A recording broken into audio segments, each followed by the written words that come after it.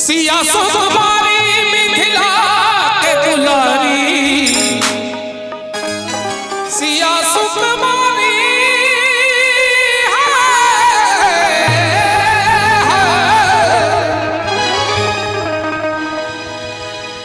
सिया सुकुमारी मिथिला के दुलारी। इफेक्ट नहीं दियो हमरा में, एकदम ठीक रह दियो। हेलो हेलो ठीक है। ऑटो ट्यून आ इफेक्ट जे रियाज नहीं करे छे ओई गायक के इज्जत बचबे रहे छे। हमरा सब के रियाज करत करत ठोट छिलाल रही। एक बार प्रेम से कहियो किशोरी जी की, जानकी महारानी की, दुल्हा दुल्हन सरकार की जय हो। सिया सुकुमारी मिथिला के दुलारी, पावन रघुबर रघुबर।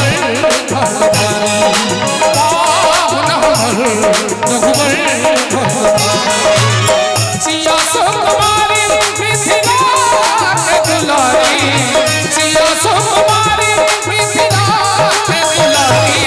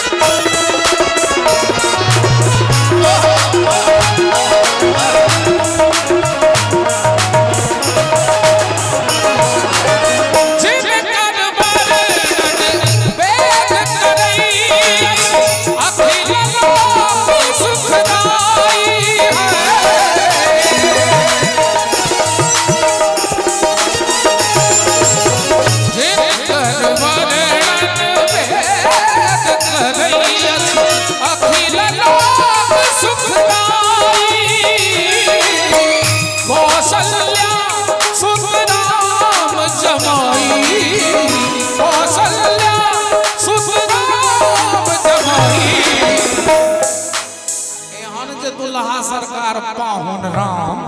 इनका ले ताली तो बजक चाहे गीत के अंत में। तो एक बार सब गोटे ताली बजेबे हाथ उठा के पाहुन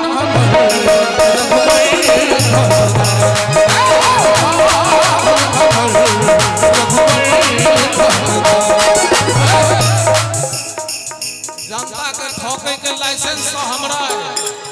आ सब हमरा किया ठोके छी। जिनका बाबा बैजनाथ हाथ ठीक देने है एक बार उठबियो किशोरी जी के नाम पर दोनों हाथ। ए भगवती सब हाथ उठाइयो लजाइयो ने।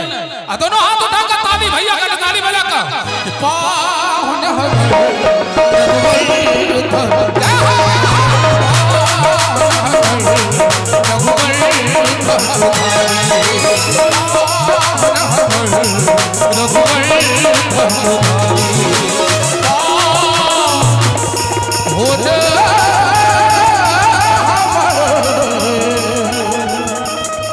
रघुवर